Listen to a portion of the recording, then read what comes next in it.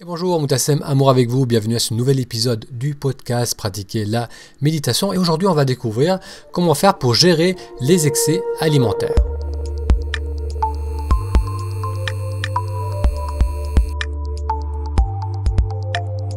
Cet épisode est en réponse à la question de Teddy qui note: j'ai découvert la méditation depuis plus d'un an grâce à tes formations et je comprends beaucoup mieux certains fonctionnements de mon mental. Cependant, j'ai encore quelques difficultés avec des réactions automatiques ou addictives, notamment au niveau alimentaire.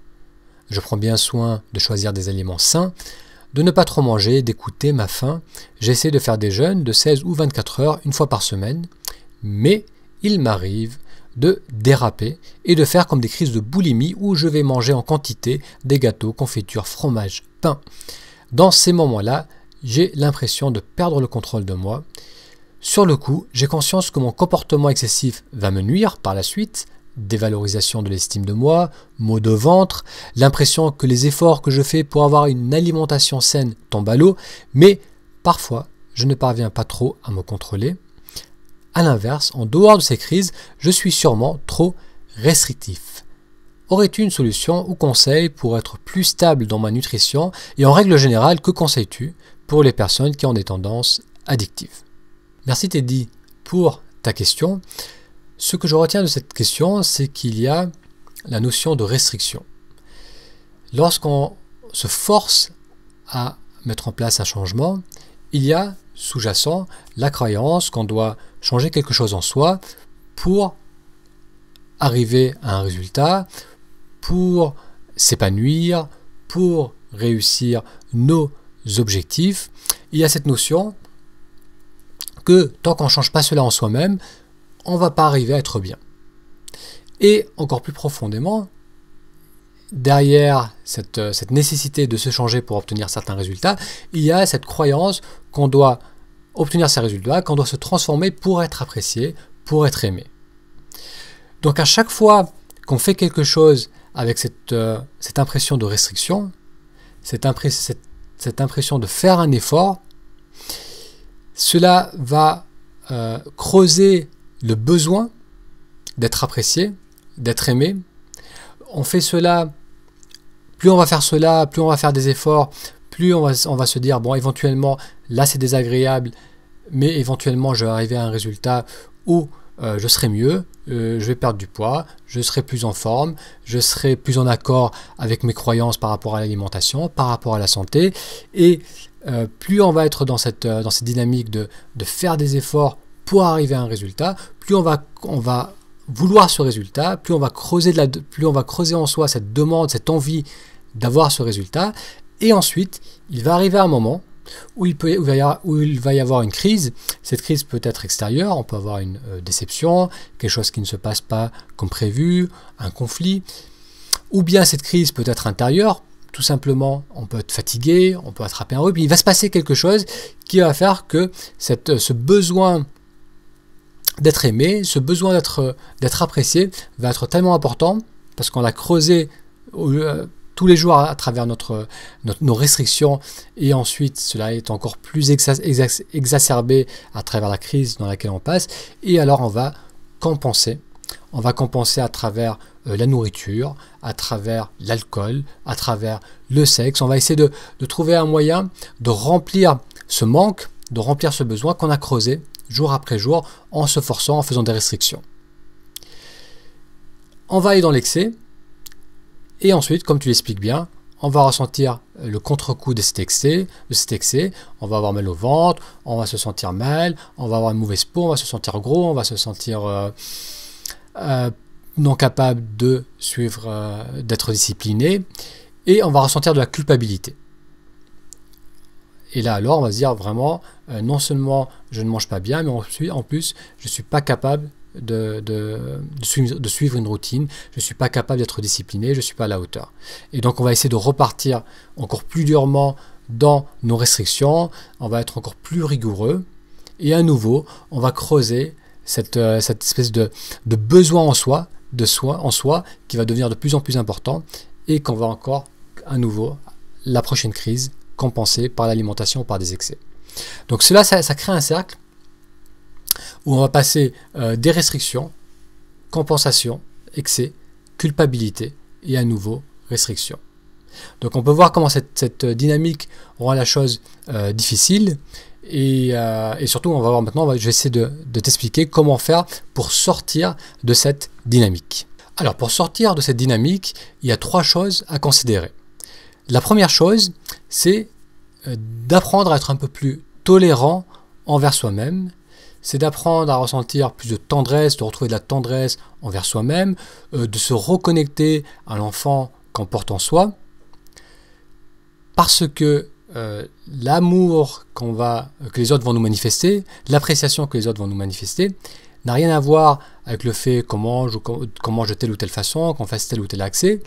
C'est quelque chose qui est totalement indépendant. La vie ne vous juge pas, c'est vous-même qui vous jugez.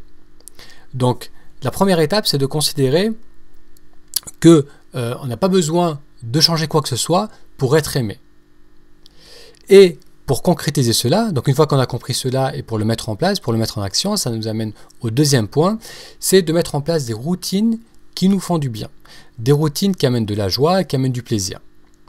Donc c'est très bien de mettre en place des routines de vie, donc au niveau alimentaire, au niveau méditation, au niveau du sport, mais il faut que ces routines de vie nous apportent de la joie. Parce que sinon, on est dans la dynamique où on se dit, bon, je vais me faire souffrir maintenant, je fais ces restrictions, je fais ces efforts, je me fais souffrir maintenant pour éventuellement me transformer et arriver à un point où j'aurai perdu du poids, où j'aurai plus d'énergie, où j'aurai ça. Donc lorsque je serai arrivé à ce point-là, là enfin je pourrai être bien, je pourrai être aimé, je pourrai être heureux. Et ça ne marche pas comme ça. Si aujourd'hui vous n'êtes pas bien et que vous faites des choses qui créent plus de souffrance, qui sont perçues comme une restriction, comme quelque chose de douloureux, c'est pas en accumulant ces choses-là que vous allez arriver à un moment où tout d'un coup vous allez vous aimer, vous allez vous apprécier et vous allez ressentir que vous êtes apprécié et aimé par les autres. La seule façon d'être apprécié et de ressentir cela, c'est dans le moment présent et c'est de se dire qu'est-ce que je peux faire aujourd'hui qui me fait du bien, qu'est-ce qui me fait plaisir. Parce que lorsqu'au quotidien on fait des choix, des actions qui nous font du bien, eh bien il n'y a pas de restriction, et s'il n'y a pas de restriction, il n'y a pas d'excès. Les excès qu'on fait sont toujours une compensation par rapport à des restrictions. Alors je peux vous donner un autre exemple autre que les excès alimentaires. Prenez une personne qui par exemple, qui au quotidien, jour après jour, n'exprime pas ce qu'elle ressent. Elle est en retenue, elle ne s'exprime pas, elle met tout cela de côté, elle garde tout cela en elle. Il arrive ensuite un moment où elle explose, elle fait une crise de colère, elle hurle, elle exprime sa colère, donc elle exprime cette tension accumulée, cette restriction accumulée qui va se manifester à travers une grosse crise de colère. Cette personne va se dire, j'ai un problème de colère, comment faire pour gérer la colère? La colère n'est pas le problème c'est que cette personne ne s'exprimait pas au quotidien. Si cette personne développe la capacité d'exprimer ce qu'elle ressent, de mettre en mots ce qu'elle vit, la tension ne va pas s'accumuler et la colère ne se manifestera même pas. Et donc là, il ne sera même pas question de voilà, comment je gère ma colère, parce que la colère n'aura plus besoin d'être. Donc la plupart des excès sont le résultat, sont la conséquence de ces restrictions. S'il n'y a pas de restrictions, il n'y a pas d'excès. Donc en général, on se focalise souvent sur comment faire pour gérer ces excès, donc alimentaires, excès d'humeur, donc tous les abus qu'on peut faire, alors que l'idéal, et ce qui marche, c'est de les désamorcer. C'est de faire en sorte de ne pas les nourrir, de pas créer le terrain qui va amener cet excès.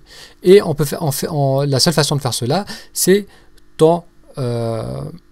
en prenant jour après jour l'habitude de faire des choses qui sont en accord avec nous, qui nous permettent d'être bien, qui nous permettent de nous sentir centrés, qui nous permettent de nous exprimer, qui nous permettent de ressentir notre corps, qui nous permettent de mieux respirer, des choses qui nous font ressentir du bien physiquement et qui nous permettent aussi de ressentir de la joie.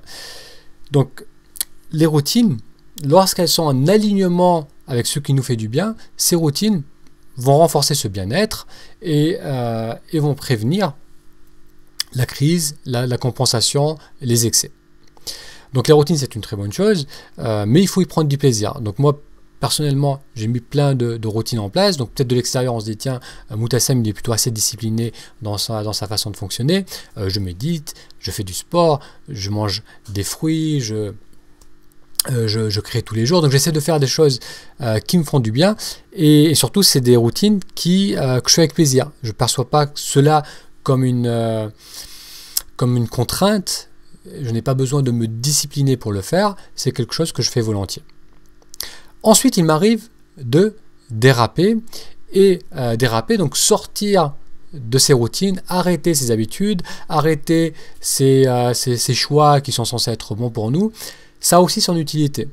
Donc ça arrive au troisième point, c'est que c'est tout à fait OK de déraper, c'est tout à fait OK d'arrêter de faire ces routines, de faire ce qu'on peut percevoir comme des excès, parce que ça a son utilité parfois, ça nous permet de prendre du recul par rapport à ces habitudes, parce que parfois on commence à faire des choses qui nous font du bien, on y prend du plaisir, mais après ça se met en place et après ça devient une habitude et on se déconnecte parfois du plaisir de le faire.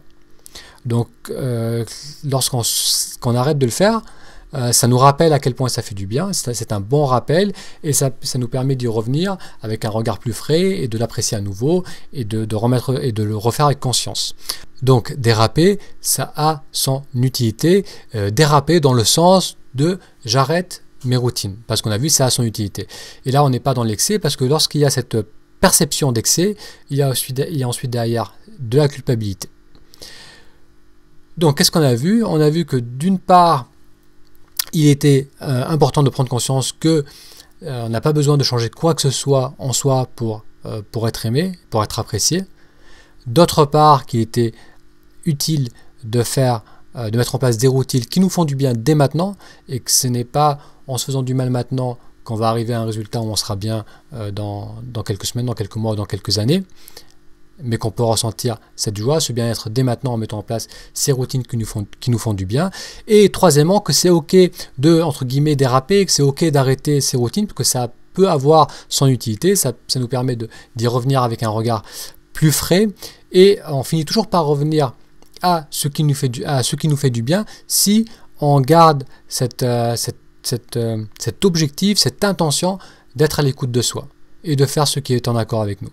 Et donc lorsqu'on se laisse guider par ce qu'on ressent, on va mettre en place des choses naturellement, on va mettre en place des routines, des habitudes qui nous font du bien. C'est pas de la discipline, c'est pas de la contrainte, c'est pas des restrictions, mais c'est des habitudes qui nous amènent du plaisir et qui nous font du bien. Parce que parfois il est difficile de savoir ce qui va nous permettre de nous épanouir, et parfois on s'impose des choses de l'extérieur parce qu'on a lu tel livre, parce qu'on a écouté telle personne, où on doit se lever très tôt, on doit manger de telle façon, on doit faire ça de sa vie, on doit avoir cette discipline, donc on s'impose ces choses extérieures, on vit cela comme une contrainte, on creuse la demande, on creuse le besoin d'être apprécié, d'être aimé, de réussir, et comme c'est pas comme ça qu'on va ressentir cela, mais plutôt en faisant ce qu'on aime, on va compenser cela par des excès, et on va ensuite ressentir de la culpabilité et renforcer ce mécanisme qui est contre-productif. Donc, si je devais résumer ma réponse en un paragraphe, c'est reconnecte-toi, reconnectez-vous lorsque vous sentez que vous faites des excès, reconnectez-vous plutôt à ce qui vous fait du bien, aux petites choses qui vous font du bien, faites-les au quotidien, et cela va naturellement désamorcer ces compensations, ces excès que vous avez tendance à faire. Voilà, j'espère que j'ai répondu à ta question Teddy et à toutes les personnes qui aujourd'hui ressentent qu'elles font des excès alimentaires ou autres.